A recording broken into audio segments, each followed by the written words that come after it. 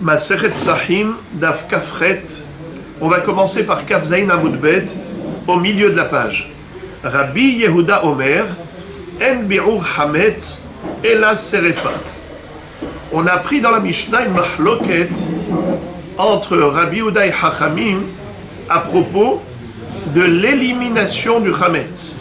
La Torah nous donne une mitzvah. Ach bayom arishon tashbitu seor mi batechem. Vous devez le premier jour, c'est quoi le premier jour? On a déjà appris longuement dans le Daf He qu'il s'agit de la veille de Pessah, le 14 Nissan, à Hatzot. C'est à ce moment-là qu'on a le devoir d'éliminer le Hametz. Mais comment l'éliminer? C'est la marloquette entre les Tanaïm. D'après Rabbi Yehuda, En Bi'ur Hametz et la Serefa. Selon Rabbi Yehuda, ça ne peut se faire que par le biais de la combustion. On doit brûler le Hametz. Et on verra tout à l'heure d'où Rabbi Yehuda a tiré cet enseignement.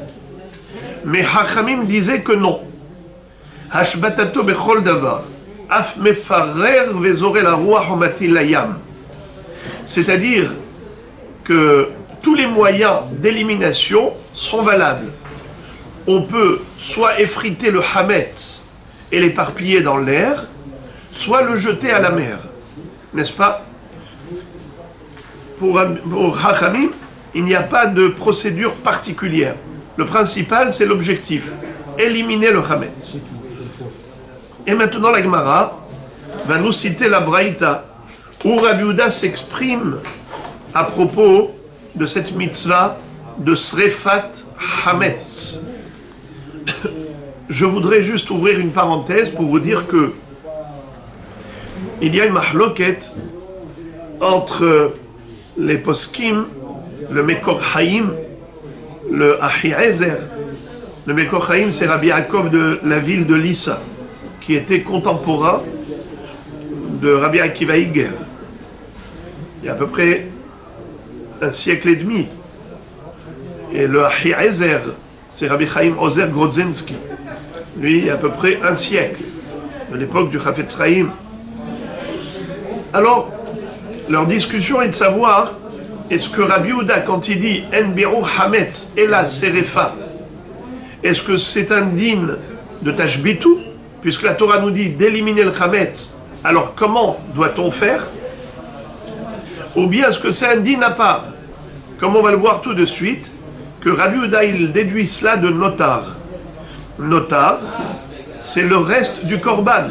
Lorsqu'on a dépassé le zman de la achila, alors la Torah nous dit que si on a transgressé l'interdit, l'ototiru mimenu ad boker, v'anotar mimenu ad boker ba'esh isaref, faut pas laisser de la viande du korban jusqu'à l'aube. On parle de tous les korbanot. Si c'est shlamim, alors c'est shneamim velayla ehad, n'est-ce pas? Jour, nuit, jour. Si c'est korban hatat, et c'est principalement de cela qu'il s'agit, les kodesh kadashim, comme le korban hatat, le korban hacham, on doit manger cela, c'est-à-dire les kohanim qui mangeaient le korban hatat et hacham, ils doivent le manger tor yom balayla, un jour et une nuit. À l'aube, c'est déjà considéré notar, ou le korban Pessah. Il fallait le manger durant la nuit. À l'aube, c'est déjà notar. Et quel est le digne d'une notar? Il faut le brûler. Et celui qui le mangerait est hayav karet. Celui qui mange le notar, le korban qui reste, après le temps imparti de consommation, hayav karet. Alors maintenant, on va voir que Rabbi Yehuda, il apprend le digne de Bi'ur Hametz, il apprend du notar. Alors le Mekor Haïm dit que c'est un din spécial. C'est pas la mitzvah de Tashbitu. C'est un din spécial. Mais le Achiezer dit que non. Parce que lui, le Achiezer dit que nous voyons que même le Hametz du Goy, qui est Asur Bahana'a, le Hametz du Goy qui est Asur Bahana'a, on n'a pas une mitzvah de l'éliminer. Tandis que le Chametz, on a une mitzvah, le nôtre, on a une mitzvah d'éliminer. Alors il nous dit, comment il s'appelle, le Mekor Haïm, que le din Srefa provient du Issur Hana'a. Puisqu'on voit dans Maseret Mourad Daf Lamed Gimel que la Mishnah, quand elle a énuméré les deux listes, on a une liste où elle énumère tous les Issur Hana'a qui font partie des Nisrafim, des aliments ou des éléments qui sont interdits au profit mais qu'il faut brûler. Comme par exemple qu'il est à Kerem, Orla, Nachon, Atse Ashera, Vasherem Tisrefun Ba'esh, Chayalim Srefa. Il y a également des nikbarin. Nikbarin, c'est-à-dire des Issurei Hana'a qu'on n'est pas tenu de brûler, interdit juste d'en profiter. Que faut-il faire? Les enterrer.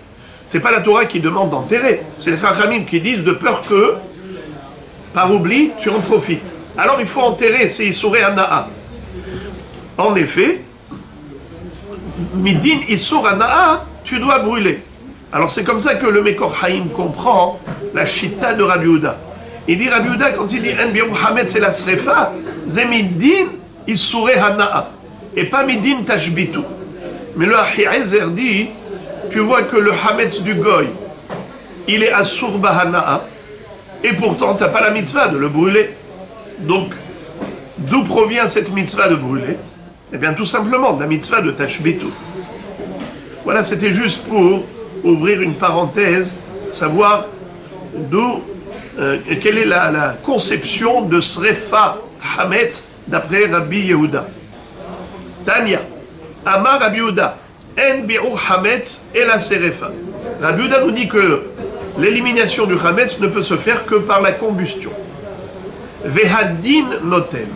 Et c'est un raisonnement d'un fortiori, d'un Kalva Homer. Uma notar she'eno bebalirae ou balimatse. Ta'un serefa. Hametz she'eshno bebalirae ou balimatse. Lachol sheken she'ta'un serefa. Qu'est-ce que ça veut dire?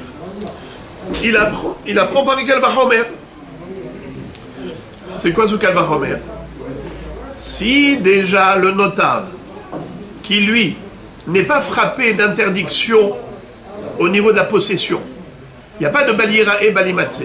C'est vrai qu'il y a une avera de lototiru. Tu n'as pas le droit de laisser la viande du korban sans la consommer. Tu dois la consommer rapidement dans le temps imparti. Mais une fois que tu as transgressé le issur de lototiru, tu n'as pas une avera à chaque seconde de détenir ce notar.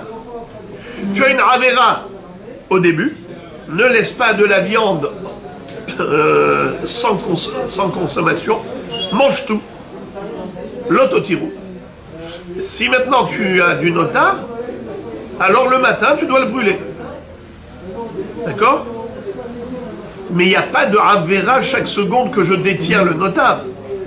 Entre le moment de la avera et le moment de la mitzvah assez de brûler, entre les deux, il n'y a pas une avera de balira et balimatse.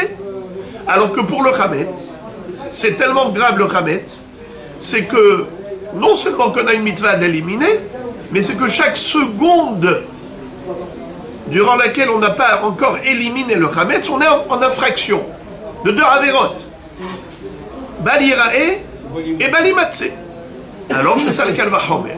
Si déjà le notar, pour lequel il n'y a pas de avera, de balira et balimatse, malgré tout, la Torah te dit qu'il faut le brûler, alors que sheken le hametz, pour lequel il y a une avera de balira et balimatse, c'est sûr qu'il faut le brûler.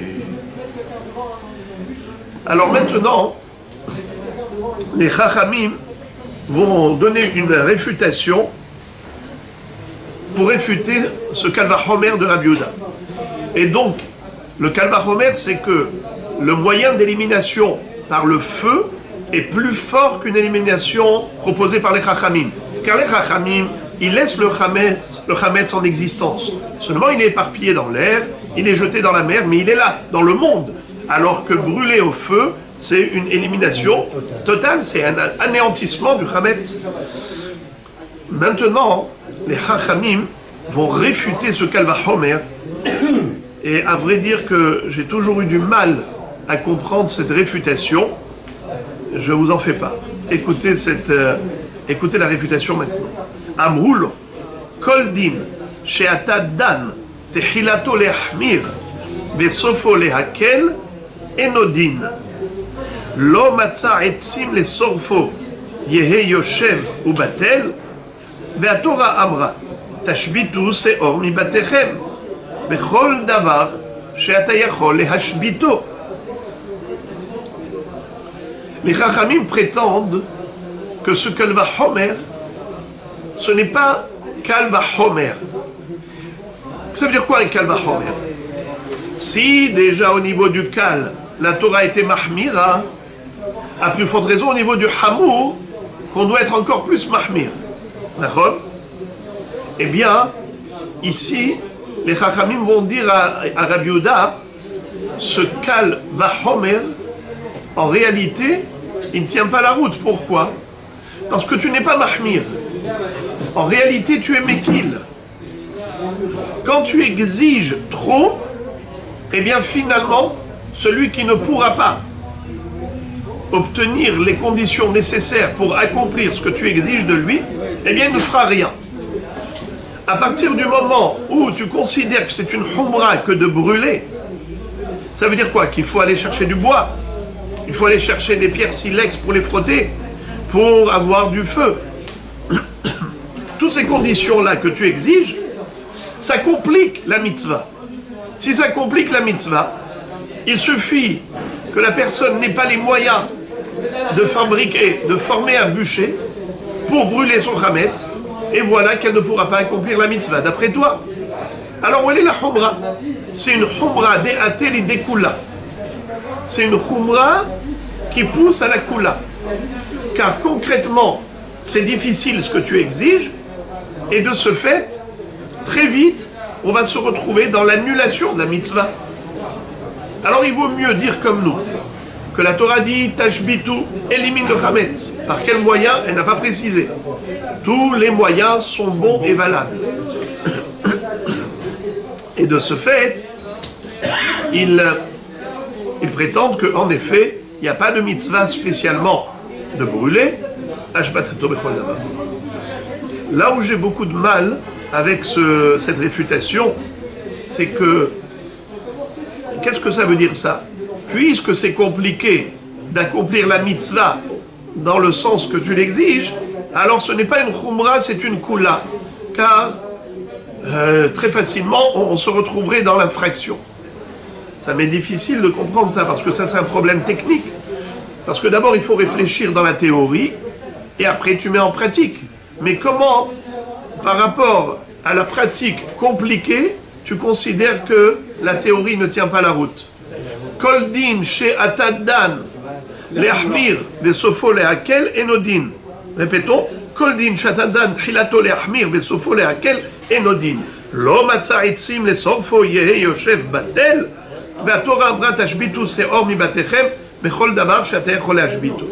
Bon, j'ai toujours eu du mal avec cette réfutation du Kalva Homer de Rabbi Yehuda. Alors Rabbi Yehuda a accepté cette réfutation de Chachamim. Il propose une autre démarche intellectuelle. Hazar Rabbi Yehuda vedano din aher. Le mot din c'est un jugement. Mais le jugement, ça veut dire un raisonnement.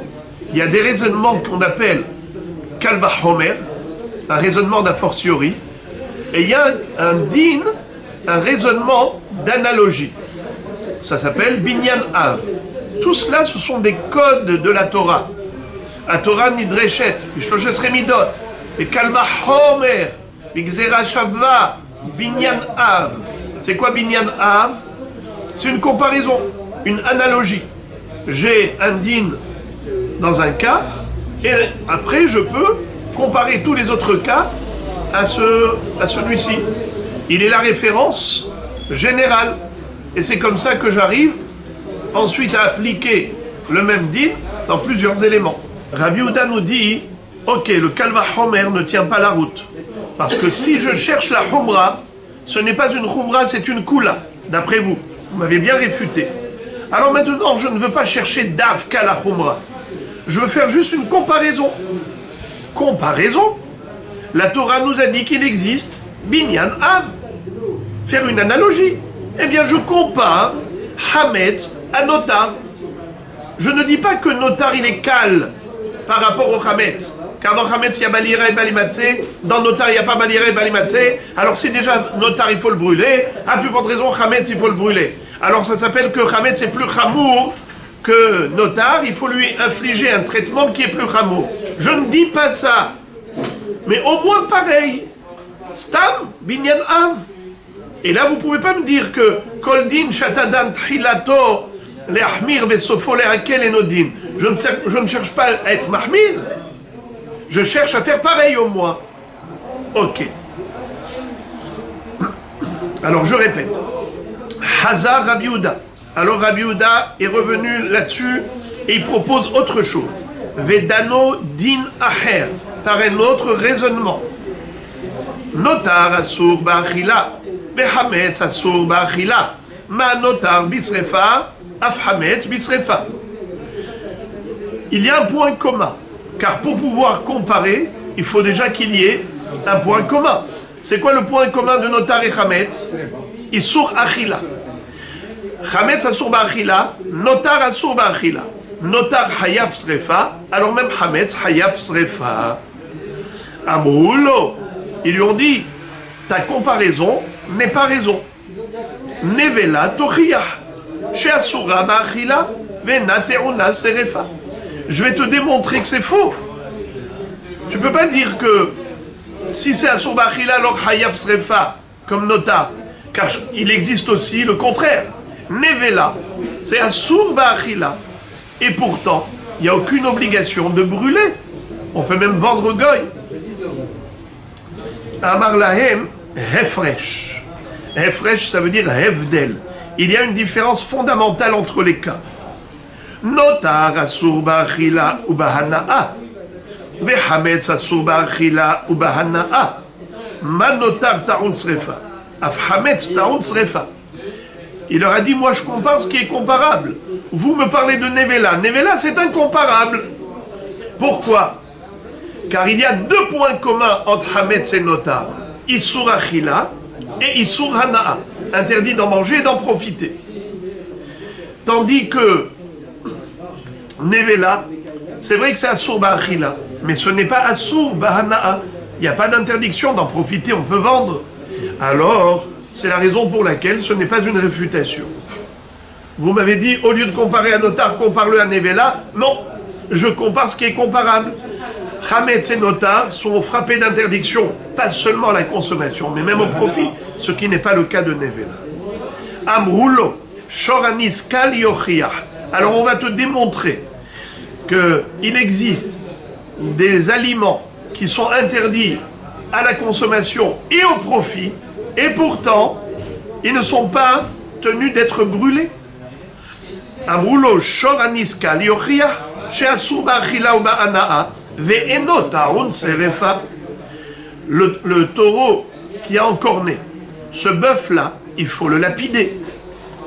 Et la Torah nous interdit pas seulement la consommation, mais même le profit. Et pas seulement après qu'on l'ait lapidé, même avant lapidation. Si le Beddin a dit qu'il est chayav, ce qu'il a, il doit être lapidé. Et lui, le propriétaire a fait très vite, il a pris son bœuf et il lui a fait la shrita. On n'a pas le droit de manger cette viande, on n'a pas le droit d'en profiter. Et pourtant, il est pas chayav srefa. Il n'y a aucun chiyuv de srefa pour le shoraniskal. Donc tu vois que ton analogie est fausse. Ce n'est pas parce qu'il a deux points communs, Asur Ba'achila et Asur Ba'hana'a, le Hametz comme Notar, qu'il faut le comparer à Notar. Au contraire, compare-le au shoraniskal, qui n'a pas besoin de srefa, bien qu'il soit interdit Ba'achila ou Ba'hana'a. Amar lahem Hefresh.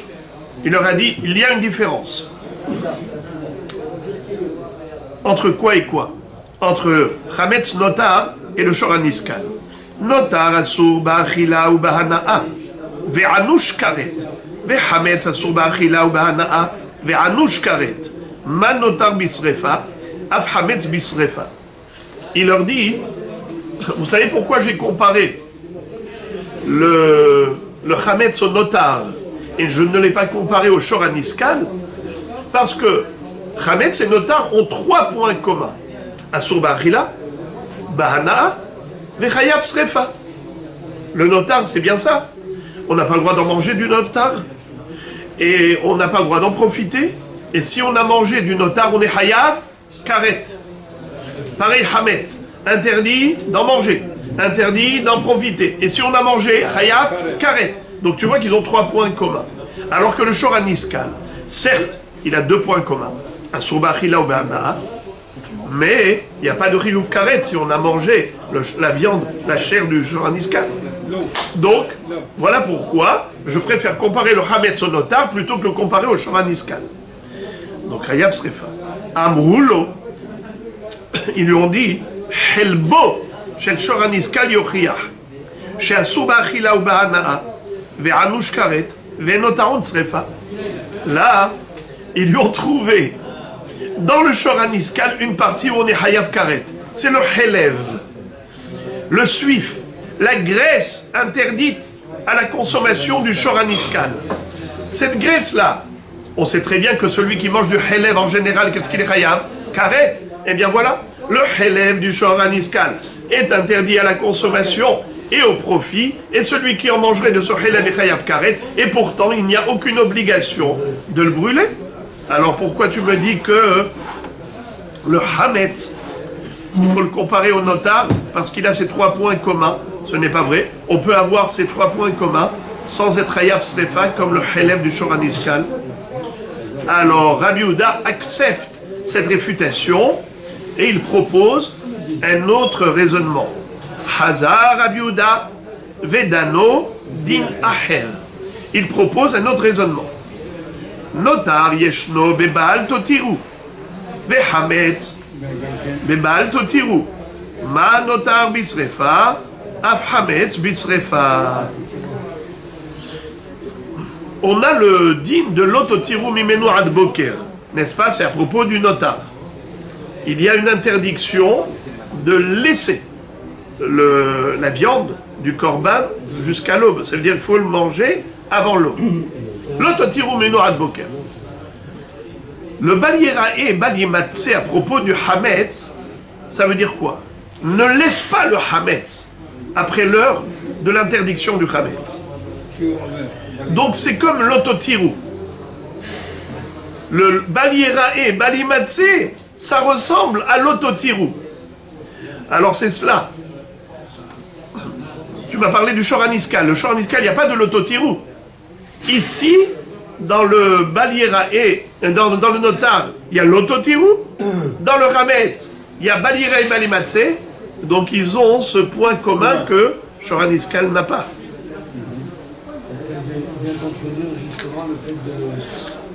Et donc, ils sont comparables. S'ils sont comparables, il faut faire l'analogie. Comme le notar, il faut le brûler, ainsi le hametz, il faut le brûler. Amroulo, Hachamim réfute également ce raisonnement, cette comparaison.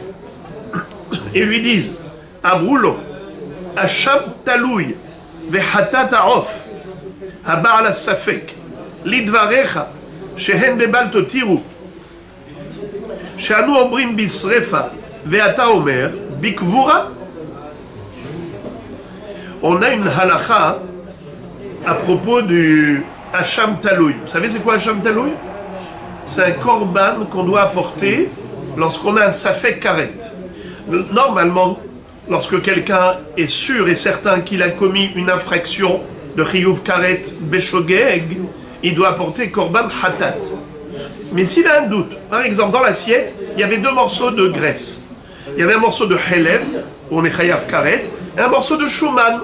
Shuman, c'est de la graisse cachère. Alors, il a mangé un morceau, mais il ne sait pas lequel. Est-ce qu'il a mangé la graisse qui était helev, assour, ou la graisse qui était shuman, mutar? Puisqu'il a un safek, il doit apporter au Beth Amikdash un korban expiatoire. Parce que tout cela, évidemment, c'est Beshogeg, hein, on ne parle pas de quelqu'un qui a fait exprès. puisque tu es shogeg, normalement tu aurais dû apporter un korban khatat. Maintenant tu as un safek. Est-ce que tu es chayav karet? Est-ce que tu as fait une avera de karet? Il y a un safek. Tu apportes hacham talouy. Très bien. Maintenant, hatat ha'of aba'al safek. C'est quoi hatat ha'of aba'al safek? Vous savez qu'une yoledet, une femme qui a accouché, doit apporter un keves le'ola et doit apporter un oiseau le'hatat. Tor au ben Yona le'hatat. Une tourterelle ou une colombe comme expiation.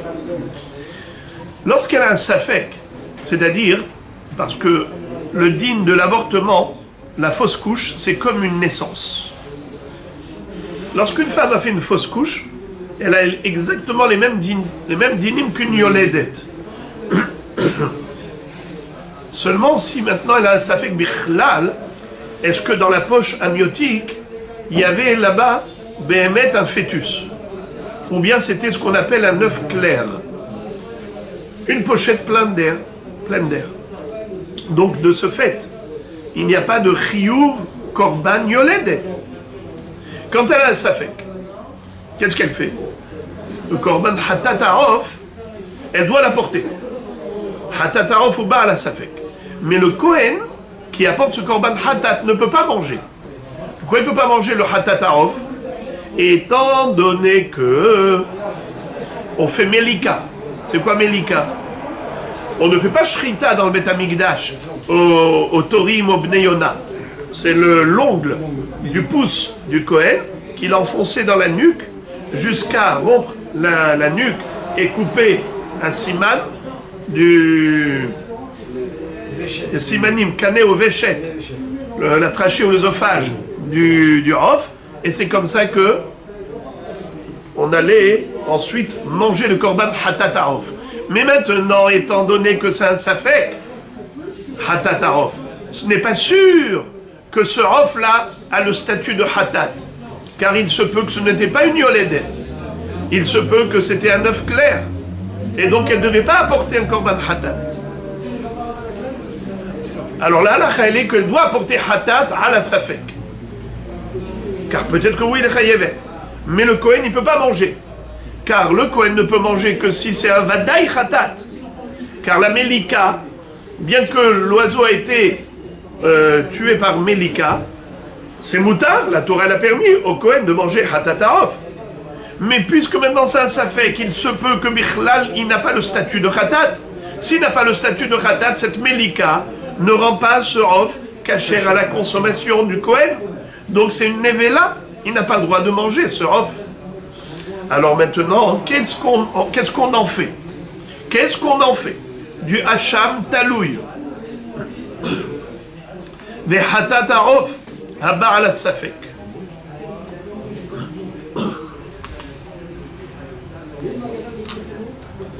Alors il dit comme ça, mahloket. Nous, hachamim, on pense qu'il faut brûler. Mais toi, Rabbi Yehuda, toi-même, tu nous as contredit. Et tu nous as dit que hatat ha'of et hacham talouy, ça suffit kvura. C'est quoi kvura?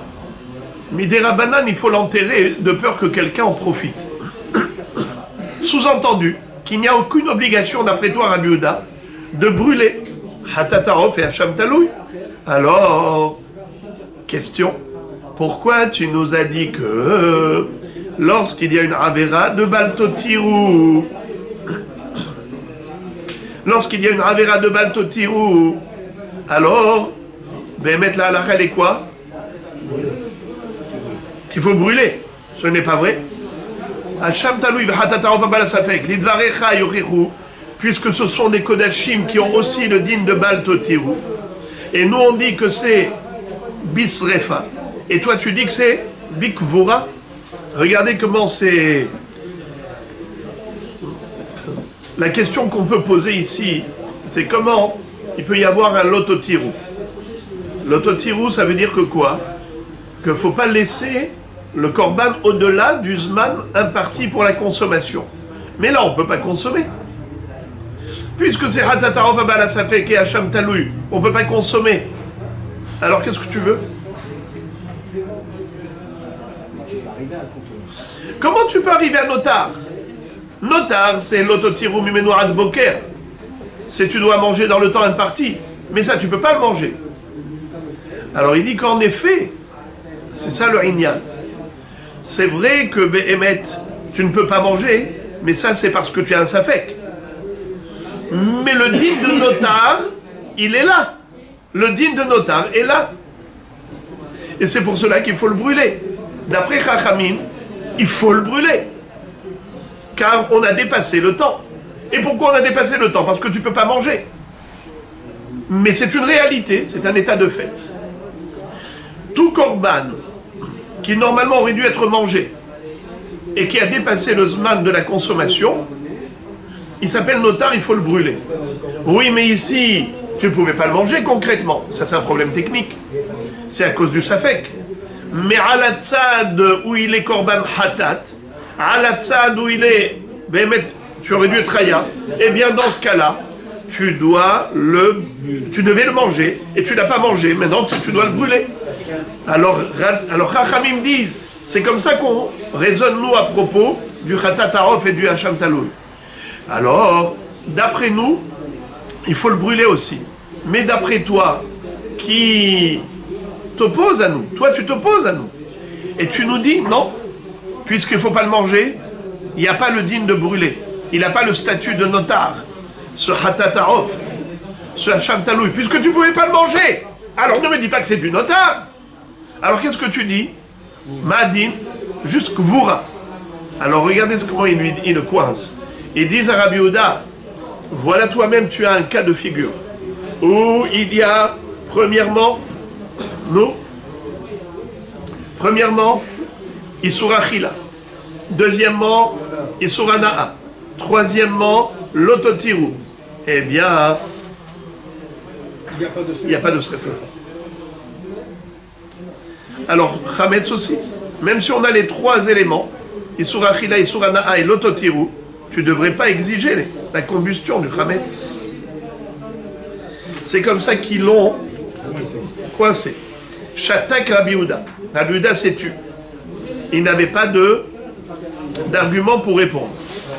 Amar Rabbi Yosef. Haïnu de Amre Inche. Kappa de Hatan Nagara. Begava Nisrof Hardela. Abaye Amar Sadana Besadene Yativ. Midvil Yade Mishtalim. Rava Amar Gayara Begire Miktil. Midvil Yade Mishtalim. Qu'est-ce que ça veut dire? La Gemara, de manière assez étrange, elle cite les proverbes qu'ont cités ces Amoraïm quand ils ont étudié ce sujet. Rabbi Yosef, ou Rava, ou Abaye, quand ils ont entendu ce débat entre Rabbi Yehuda et Chachamim, et que Chachamim ont coincé Rabbi Yehuda, eh bien, ils ont dit, mais comment ils l'ont bloqué? Ils lui ont rappelé un enseignement à lui.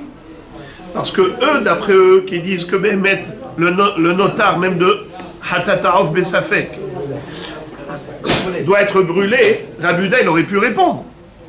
Mais comment ils l'ont bloqué? Parce qu'ils lui ont dit, d'après nous, tout va bien, mais le problème c'est toi.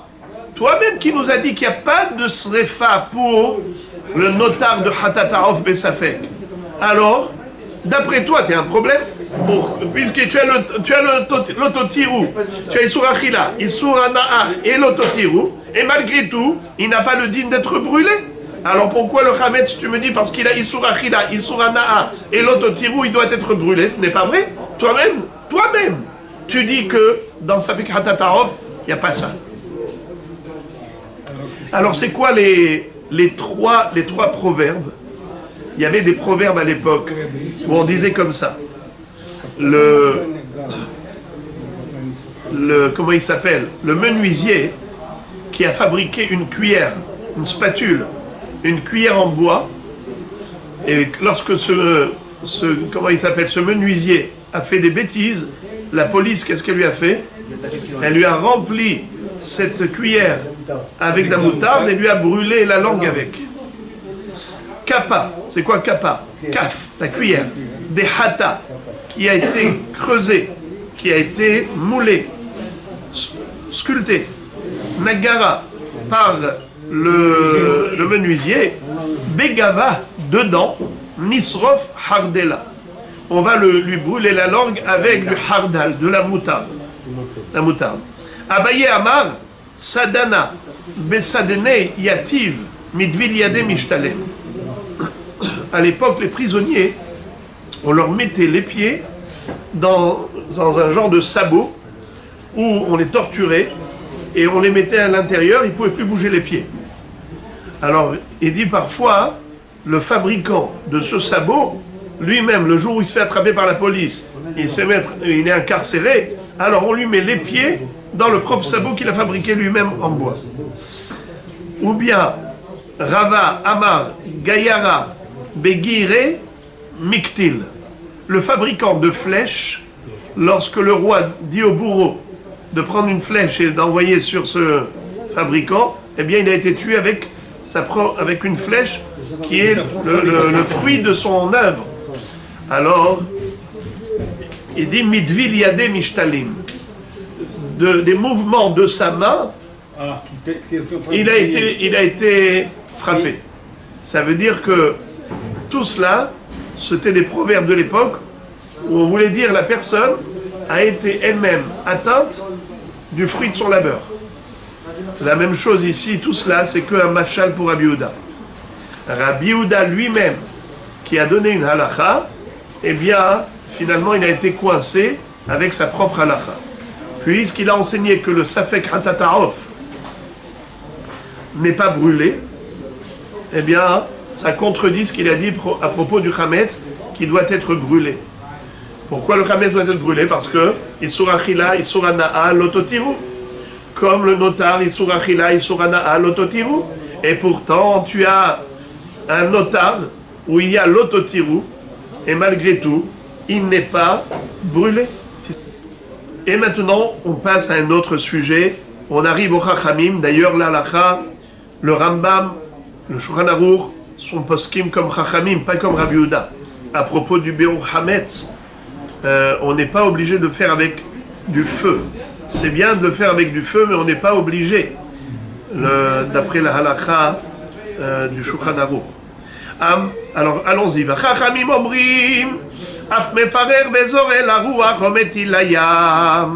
On peut éliminer le chametz différemment, pas obligé de brûler. On peut l'effriter, le jeter dans l'air ou le jeter à la mer. Ibaya Léou. La Gemara maintenant se pose une question. Echikama, mefarer vezore la ruach ou mefarer ou matil layam, odilma mefarer vezore la ruach, aval matil layam be'eneh. Il y a deux façons de comprendre ce qu'ont dit les Chachamim. Ça dépend où je mets la virgule. Où je mets la virgule. Chachamim disent Af mefarer vezore la ruach, ometil layam. Je peux dire ça comme deux phrases. Mefarer vezore la ruach. J'émiette, j'effrite et je jette dans l'air. Ou bien metil layam, c'est-à-dire le chametz entier, sans l'effriter, je le jette à la mer. Très bien. Deuxième façon de lire, c'est qu'en fait j'ai ici trois parties dans la phrase. J'ai le titre et j'ai ensuite deux sous-titres. Regardez ça. Mefarer, mefarer, 2 points. Mefarer, 2 points. Ensuite, zoré la ruach, ometil layam. Ça veut dire que le mefarer, c'est effrité, 2 points. Et ensuite, quand j'ai effrité le chametz, je peux soit le jeter dans l'air, soit le jeter dans la mer. Mais dans tous les cas de figure, il faut l'effriter. Je n'ai pas le droit de jeter dans la mer un chametz entier. C'est ça la différence. Alors la Gemara se pose la question. Est-ce que je mets ces 2 points après le mot mefarer ou pas? Ou bien non, mefarer vezore la ruach, c'est une phrase. Metil layam, c'est une autre phrase. Et donc quand on est metil layam, quand on jette à la mer le chametz, on n'a pas besoin de l'effriter. Et la Gemara cite un enseignement similaire à propos de la Avodah Zara et se pose la même question. Utnan nami gabe avodazara. Ki gavna. Rabbi Yossi Omer, shohek vezore la ruach, o metil la yam. Vibaya leu, Echika Amar, shohek vezore la ruach, ve shohek ou metil la yam, o dinma shohek vezore la ruach, aval metil la yam be'eneh. Lorsque la Mishnah dans Masechet Avodah Zara nous parle de Avodah Zara, d'une idole qu'il faut détruire, qu'il faut anéantir. Rabbi Yossi nous dit que shohek, il faut moudre l'idole, la statue, vezoré la ruach, et il envoie dans l'air la poudre, ometil la yam, ou bien il jette à la mer. Là-bas on parle de yam amelah. Veibaya leu, Echika Amar, qu'est-ce qu'il voulait dire Rabbi Yossi? Shochek vezoré la ruach, des shochek ometil la yam, pareil, la même question. Le mot shochek qui veut dire réduire en poussière, moudre, pour faire de la poudre. Est-ce que c'est dans les deux cas, quand il veut éliminer par dispersion dans l'air ou dans la mer, ou bien non? Quand est-ce qu'on dit qu'il faut moudre la statue? C'est uniquement lorsqu'on va l'éparpiller dans l'air. Mais si on la jette dans la mer, peut-être qu'on n'a pas besoin de moudre d'abord cette statue. Amar Abba, Mistabra, Avodah Zara de Yam Melach Ka'azla, Lo Ba'e Shechika, Hametz de Lishar Neharot Ka'azil Ba'e Pirur. Il y a lieu de distinguer entre Hametz et Avodah Zara. Ce n'est pas le même safek. Je peux dire que au niveau du Hametz, oui, il faut effriter le Hametz avant de le jeter à la mer. Mais par contre, la statue d'Avodah Zara, non. Pourquoi? Car la statue d'Avodah Zara, quand on a dit qu'il est Metil la Yam, il s'agit de Yam HaMelach. Yam HaMelach, la mer morte, il n'y a pas de bateau. Personne ne risque d'aller récupérer ce qui se trouve dans les profondeurs du Yam HaMelach et qui sera rongé avec le temps. Personne ne peut récupérer. Tandis que dans les Neharot, dans les fleuves, il y a des gens qui pêchent, il y a des gens qui vous mettent des filets pour pêcher des poissons, et ils peuvent récupérer ce sac de Hametz. Alors il faut peut-être d'abord les friter avant de le jeter à la mer, pour pas qu'il y ait un risque que qu'un pêcheur qui va récupérer cela, puisse pendant Pessah le récupérer, le manger, ou donner à manger à son chien, et ainsi de suite. Amar le Rav Yosef, Adraba. Rav Yosef dit au contraire. Ifra mistabra, c'est le contraire qui est logique. Avodah Zara de lo memisa ba'eshchika, hametz de memis lo ba'ipirur. La statue de Avodah Zara qui est en métal ou qui est dure comme le bois ou la pierre, alors en effet, si tu ne vas pas casser, tu ne vas pas réduire en poudre, alors ça va rester entier, et donc en effet, il y a un risque, un jour, tôt ou tard, ça pourrait tomber entre les mains de quelqu'un qui peut en profiter. Hametz des mémis, loba et pirou. Par contre, le Hametz, qui lui, avec le temps, va se détériorer tout seul dans l'eau, dans le fleuve, tu n'as pas besoin de l'effriter avant de le jeter à l'eau. Loba et pirou.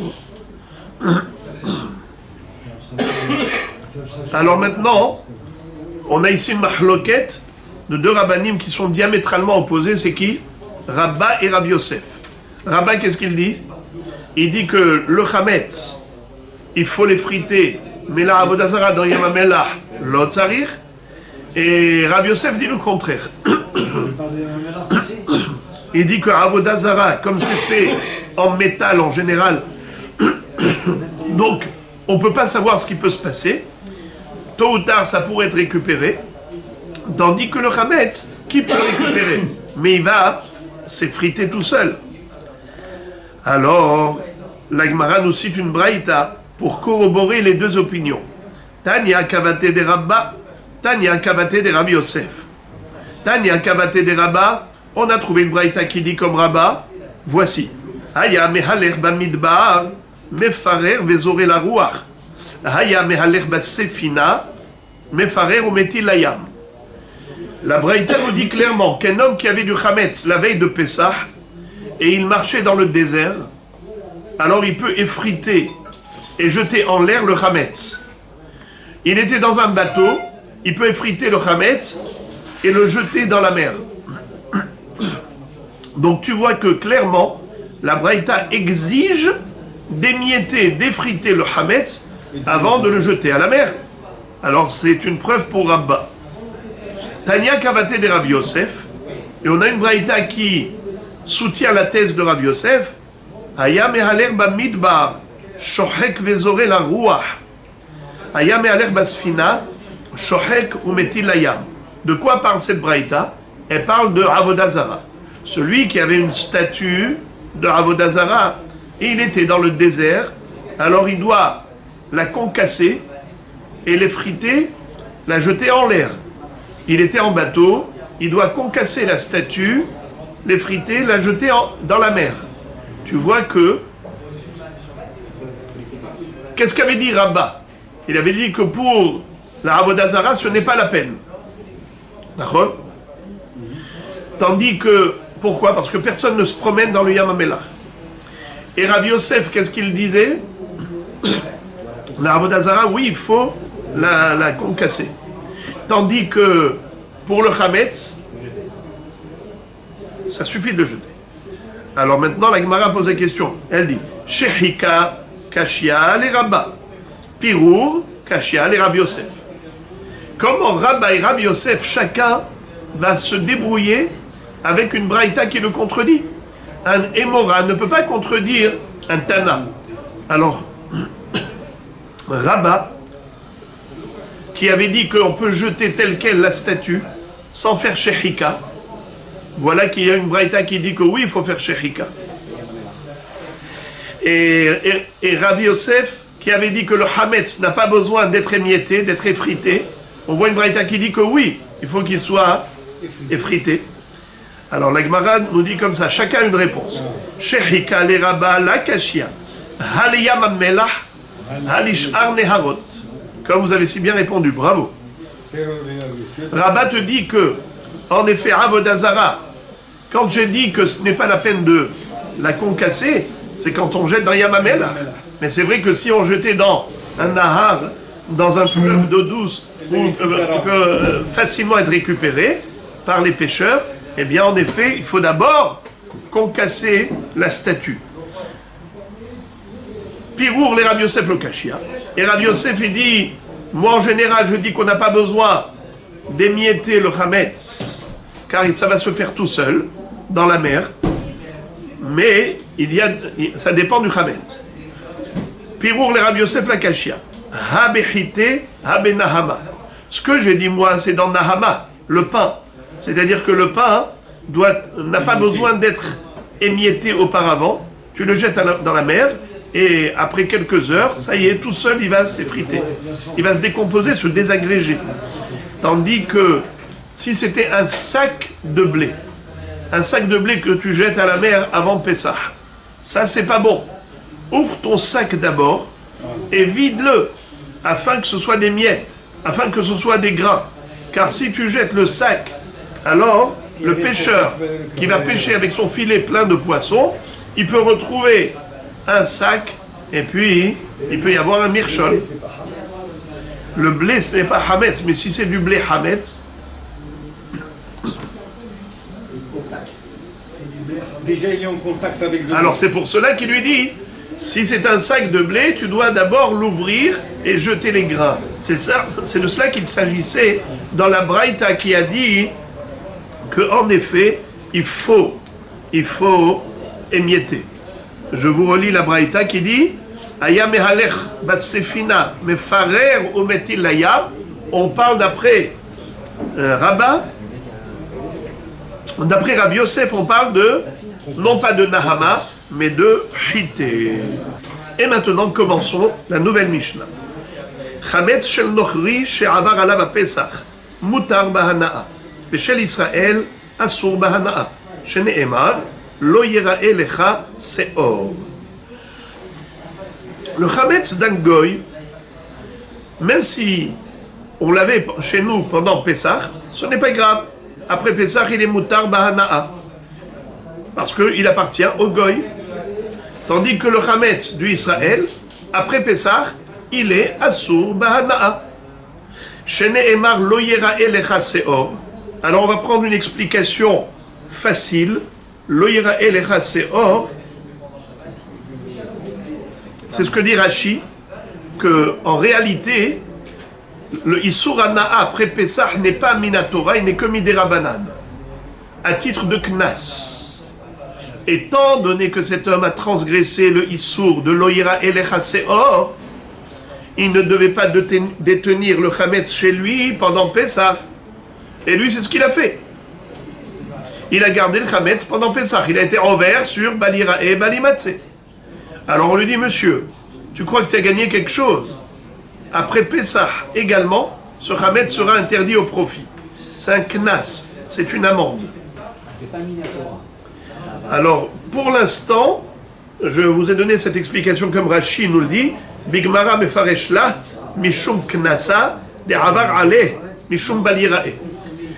Alors maintenant, on va commencer à étudier les différentes shittot qu'on retrouve parmi les Tanaïm.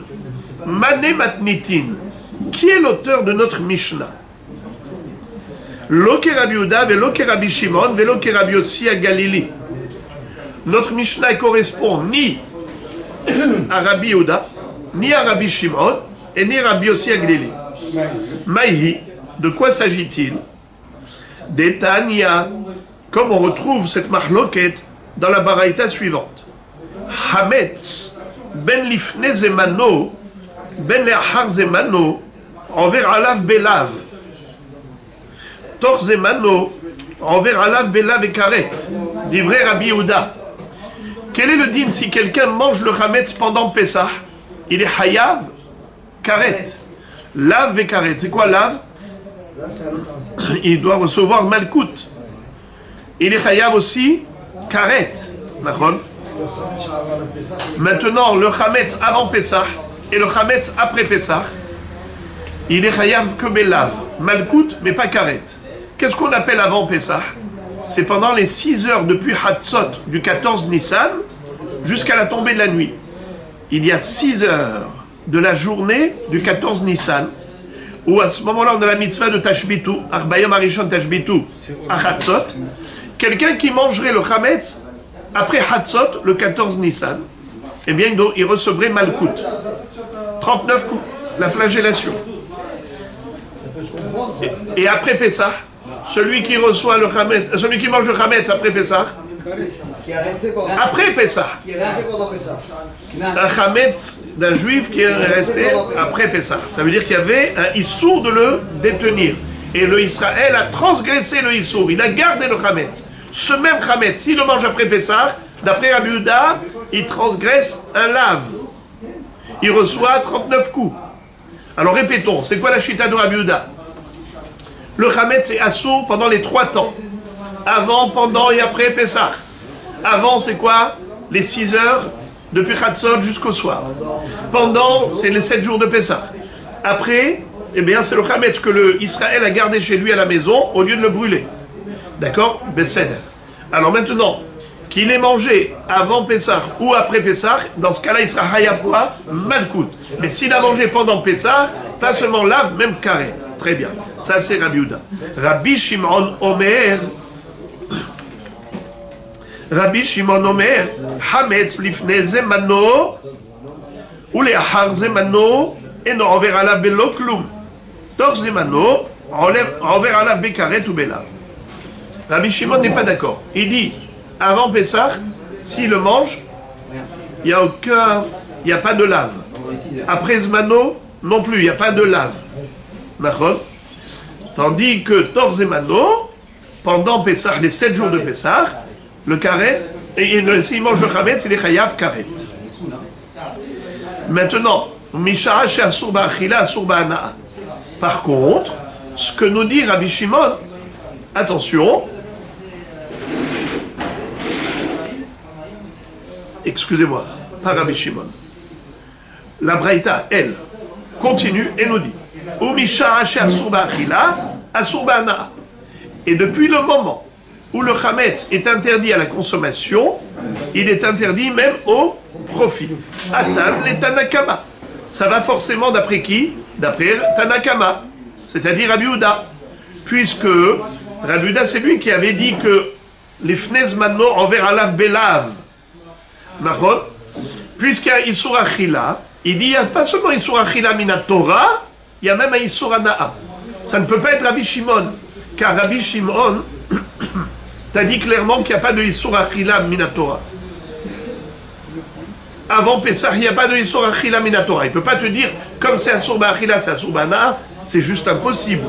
Donc, la Gemara, elle était obligée de s'arrêter au milieu de la citation d'Abraïta pour préciser. Attention, cette phrase, il ne faut pas te tromper. Ce n'est pas Rabbi Shimon qui la donne, cette halakha. Cette halakha, c'est forcément Tanakama. Car qu'est-ce qu'il est en train de dire là, ici, le Tana? Il te dit, comme c'est Asur Ba'achila, c'est Asur Ba'ana'a. Ça ne peut pas être Rabbi Shimon. Ça ne peut être que Rabbi Yehuda. Car Rabbi Shimon dit, avant Pessah, il n'y a aucun Isur Minatora de manger. Il y a une mitzvah de brûler, certes. Mais si tu n'as pas brûlé et que tu as mangé, tu n'as pas été envers sur un lave. Il n'y a pas de lave. Et donc tu ne peux pas dire que Shem Sheh Asur Ba'achila car Asur Ba'ana'a. Puisque lui-même il te dit que tu n'as pas de Isur Achila. Donc c'est Rabbi Yehuda qui lui a dit il y a Isur Achila. Ce même Rabbi Yehuda te dirait Asur aussi Ba'ana'a. Et maintenant Rabbi Yossi Aglili, qu'est-ce qu'il dit à Rabbi Yehuda? Rabbi Yossi Aglili Omer Tmah al atzmecha. Tu peux t'étonner de tes propres paroles. Et ach Hametz Asur Ba'ana'a kol shiv'a. Comment? Non seulement que ce que tu dis est inconcevable pour avant Pessah, mais même pendant Pessah, moi je permets le Hametz Ba'ana'a. Je ne l'interdis que Ba'achila. Rabbi Yossi Aglili est diamétralement opposé à Rabbi Yehuda. Il lui dit, non seulement que je ne suis pas d'accord avec toi d'interdire au profit le Hametz depuis Chatzot jusqu'au soir, mais même le soir où le Hametz il est Asur Bekaret, il est Asur que Ba'achila, mais Ba'ana'a, il n'y a aucun Isur de la Torah. Après, pendant Pessah. Pendant Pessah. He'ach Hametz Asur Ba'ana'a kol shiva. Fin de citation de la Mahloket. Et maintenant, la Braïta nous explique la raison de Rabbi Yehuda. Uminayin la'ochel hametz mishesh sha'ot ulma'ala shu over belo ta'ase. Sheneemar lo tochal alav hametz. Divrei Rabbi Yehuda. Qu'est-ce que ça veut dire? D'où Rabbi Yehuda a déduit l'interdiction de manger du hametz depuis Chatzot. Il apprend du pasuk lo tochal alav hametz. C'est qui alav? Ala korban Pesach. C'est quand l'heure de l'agneau pascal. L'heure de l'agneau pascal, c'est à partir de Chatzot. Et puisqu'il est écrit que Veshahatu oto kol kehal adat bene Israël ben arbaim, c'est-à-dire à partir de Chatzot, c'est le zman où on peut sacrifier l'agneau pascal, le korban Pesach. Eh bien, à ce moment-là, tu as Issour de manger du Hametz. Lotochal alav Hametz.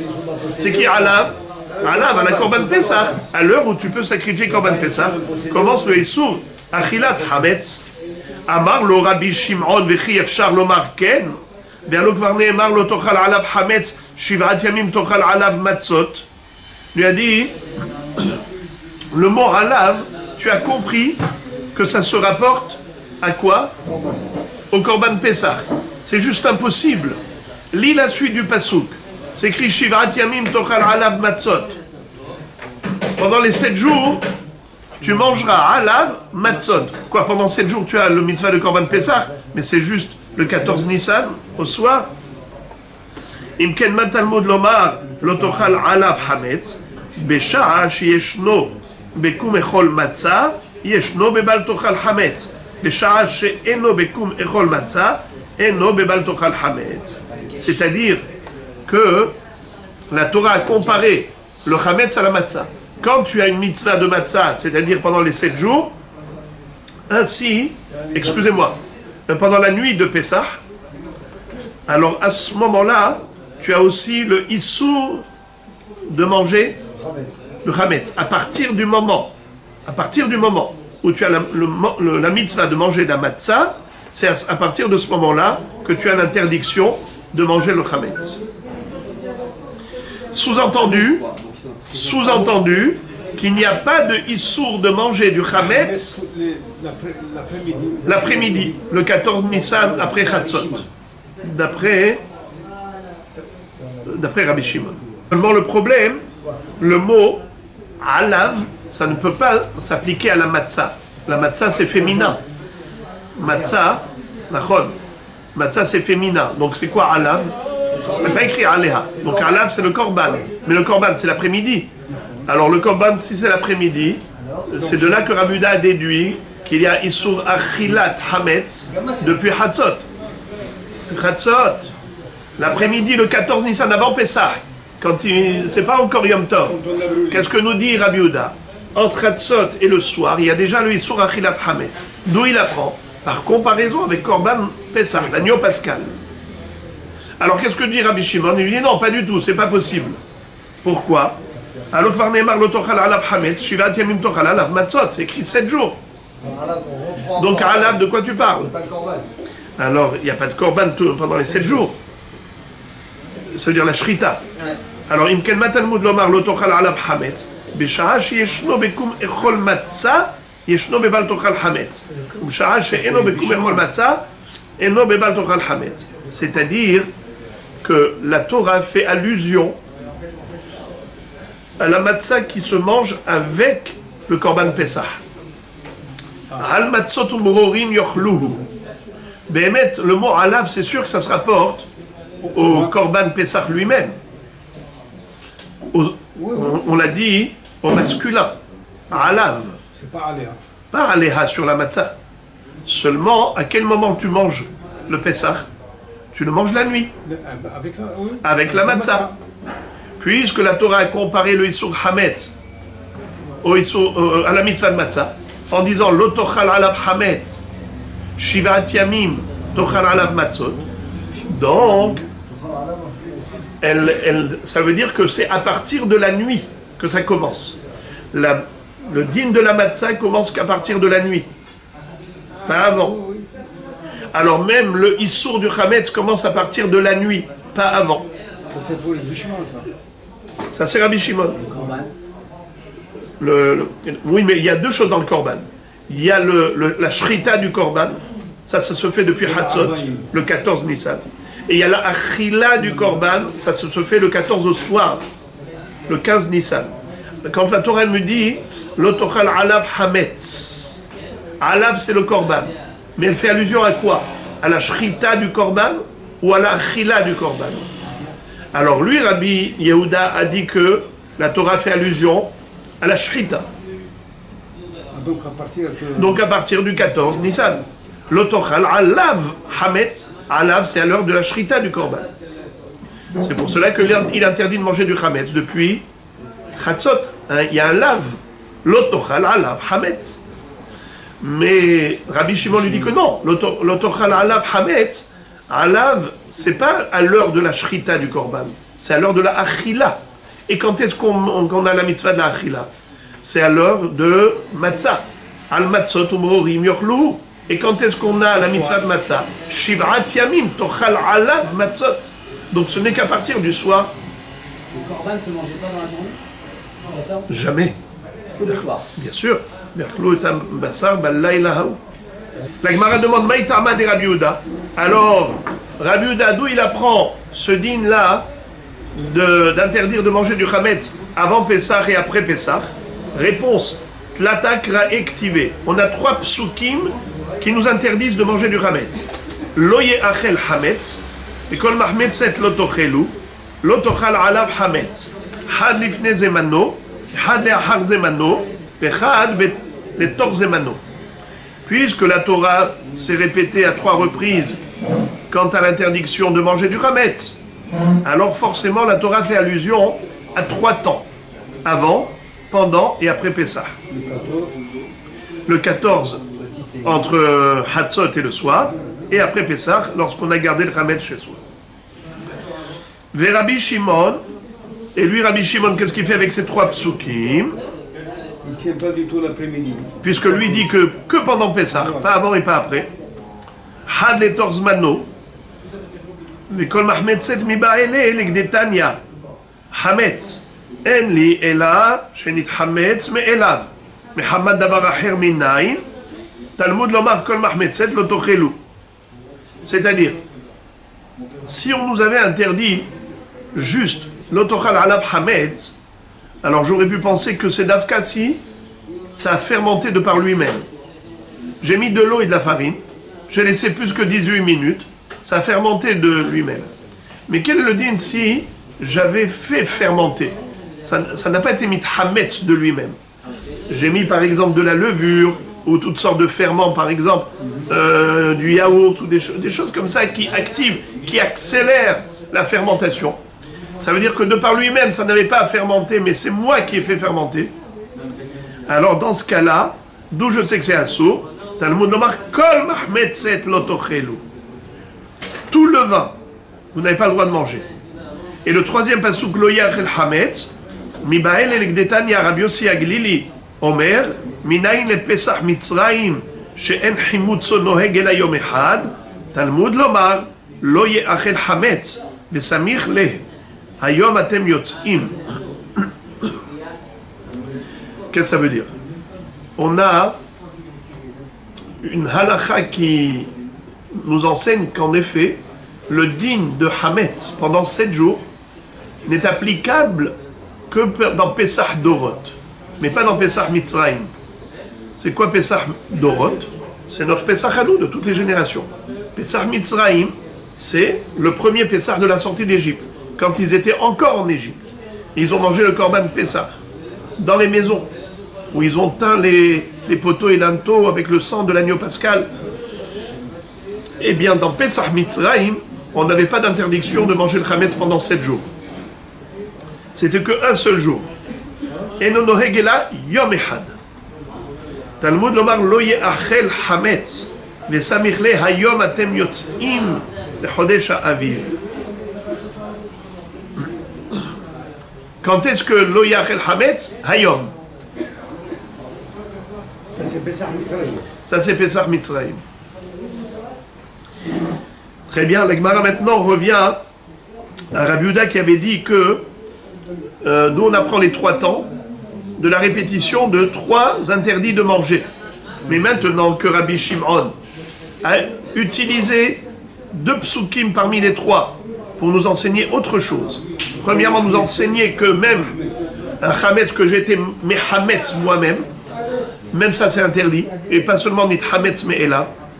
Et également que uniquement Pesach Dorot à 7 jours de Issur Achilat Hametz, mais Pesach Mitzrayim c'est un seul jour. D'où il va apprendre ces 2 enseignements Rabbi Yehuda, puisqu'il n'a plus de disponibilité au niveau des psukim. Les 3 psukim sont occupés. Ve Rabbi Yehuda Mehamad Davar Acher Minaleh, Mideap Kera Hamana Belashon Mahmetzet. Il dit que le fait que la Torah, elle n'est pas dit simplement Hametz, elle a dit Kol Mahmetzet Lotochelu, le mot Mahmetzet en soi, ça veut dire toutes sortes de Hametz. Pas seulement Hametz, mais même Mahmetzet, même si j'étais Mehametz. Des Rabbi Yossi Aglili Minaleh, Ibaitema mide samich le hayom, Ibaitema smochin lo darish. L'histoire de Mitzrayim, il y a 2 possibilités. Soit il apprend par la smichut, et donc il dit du fait mide samich le hayom, ça veut dire que ce n'est pas du fait que la Torah est répétée une 3e fois que j'ai compris que ça durait qu'un seul jour. C'est la smichut. Smichut, c'est-à-dire la juxtaposition entre le mot Hayom, Hayom atem yotzim bechodesh ha'aviv, et juste avant c'est écrit Lo ye'achel Hametz. Lo ye'achel Hametz, Hayom. C'est la juxtaposition. Donc le Lo ye'achel Hametz vient m'interdire le Hametz même après Pessah. Hametz she'avar la Pesach, j'ai pas le droit de manger, mina Torah. Et d'où sais-je que le din de Hametz c'était un seul jour dans Pesach Mitzrayim? Parce que juste après c'est écrit Hayom atem yotzim bechodesh ha'aviv par la smichut. Mais deuxième possibilité, c'est que Bichlal Rabbi Yehuda n'est pas d'Oresh Smochim. Il n'est pas d'Oresh la juxtaposition. Et donc il n'est pas du tout d'accord avec Rabbi Yossi Aglili pour distinguer entre Pesach Mitzrayim et Pesach Dorot. Il dit de la même façon que Pesach Dorot c'est 7 jours, Pesach Mitzrayim également c'était 7 jours. Amar Mor, Uminayin la ochel hametz mi sheshaot ulma'ala, shu over belo ta'ase, shenemar lo tochal alav hametz. N'est-ce pas? Rabbi Yehuda avait dit que d'où on apprend que le Hametz est interdit à la consommation depuis la 6e heure. Chez Neymar, à propos du Pessah, l'otochal alav Hametz. Ne mange pas du Hametz sur lui. Qu'est-ce que ça veut dire quoi sur lui? À l'heure de l'agneau pascal, ne mange pas de Hametz. Divrei Rabbi Yehuda. Amar lo Rabbi Shimon v'chi efshar lomar ken ve'alo kvar ne'emar lo tochal alav Hametz shivat yamim tochal alav matzot. La Torah a comparé l'interdiction de manger du Hametz à la mitzvah de manger de la matzah. Et la matzah, c'est uniquement pendant Pessah, pas avant. La Gemara dit, Rabbi Yehuda, Shapir Kamarle Rabbi Shimon, qu'est-ce que Rabbi Yehuda va pouvoir prétendre? Qu'est-ce qu'il va pouvoir rétorquer, répliquer? La Gemara répond, Rabbi Yehuda Marlecha, Haou le kov'o chova, afilu bazeman hazeh hu de'ata.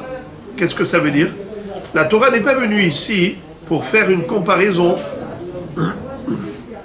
entre la mitzvah de matzah et le issour de Hametz, pour dire que la matzah ne se mange, le Hametz n'est interdit que pendant qu'on mange la matzah. Pas du tout. Elle est venue, au contraire, pour comparer la matzah au issour Hametz.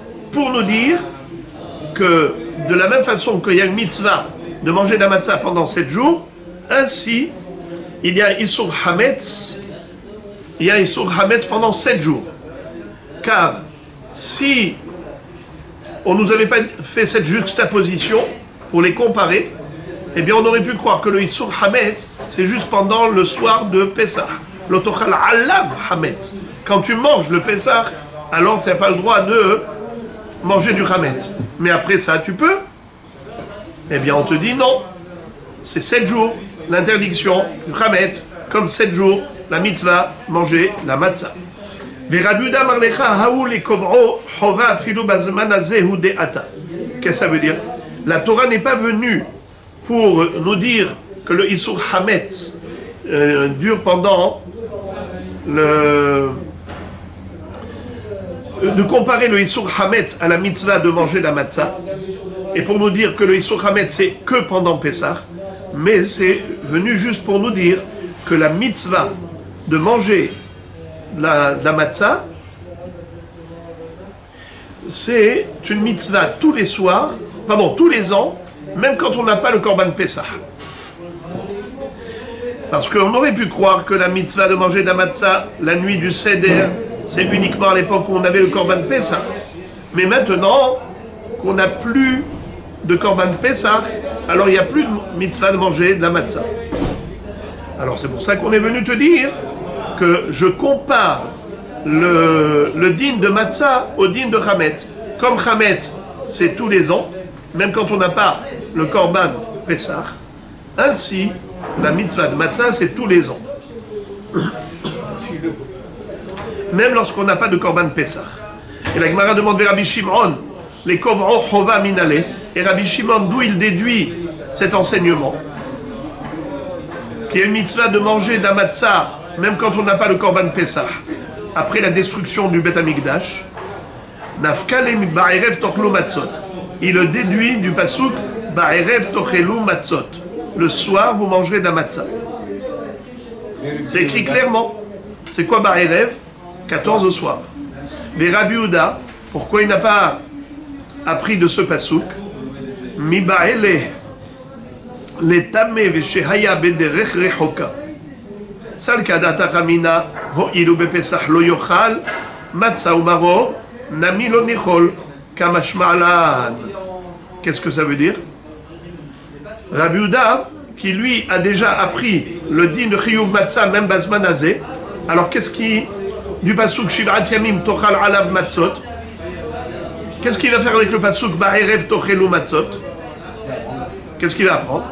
Il te dit que c'est pour celui qui, à l'époque du Beth Amikdash, était tamé, où il était Bederech Rechoka. Donc il ne peut pas sacrifier le Korban Pessah. On aurait pu croire qu'il n'est pas tout aussi de la matzah. Ça, le Kadata Chamina, tu aurais pu dire Oh, il oube Pessah lo yochal, puisqu'il ne peut pas manger l'agneau pascal, puisqu'il est tamé, ou Bederech Rechoka. Matzah ou maror nami lo nichol.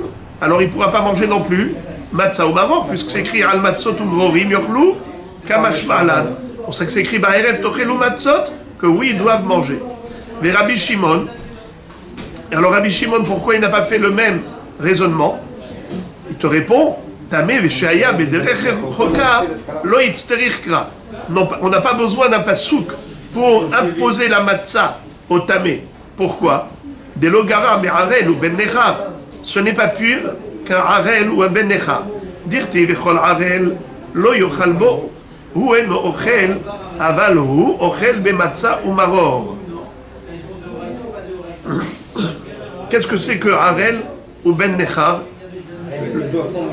C'est qui un homme qui n'a pas fait. C'est qui est pas tour de. Plutôt qui ne peut pas manger comme un Pessah? Celui qui est incirconcis. Bravo. Et c'est quoi Ben Nechar? Un Ben Nechar, c'est un Ochri, c'est un Goy, oui. Mais ici, ça ne fait pas allusion au Goy. Ça fait allusion à quelqu'un qui fait tellement de Averot, il est Moumar l'école à Torah Kula, il est considéré comme un goy, c'est un renégat. Un renégat n'a pas le droit de manger Korban Pessah. Il est considéré comme un goy. Kol ben nechar lo yochal bo.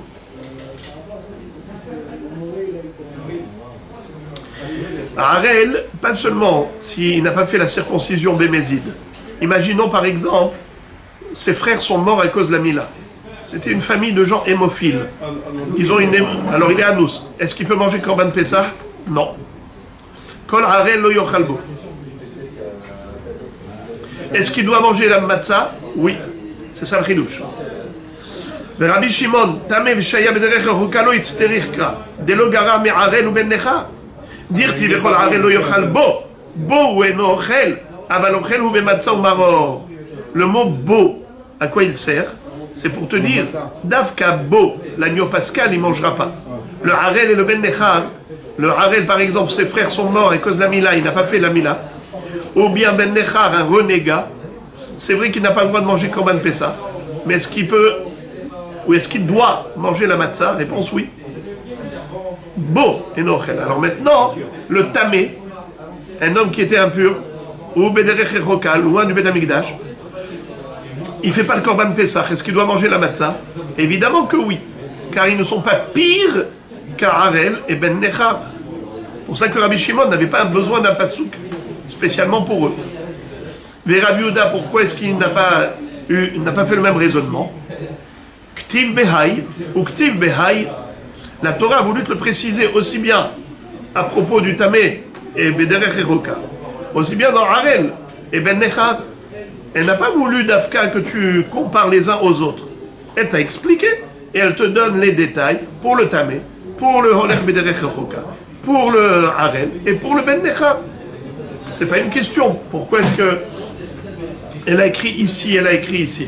La Torah veut t'enseigner et t'expliquer de manière précise pour chacun.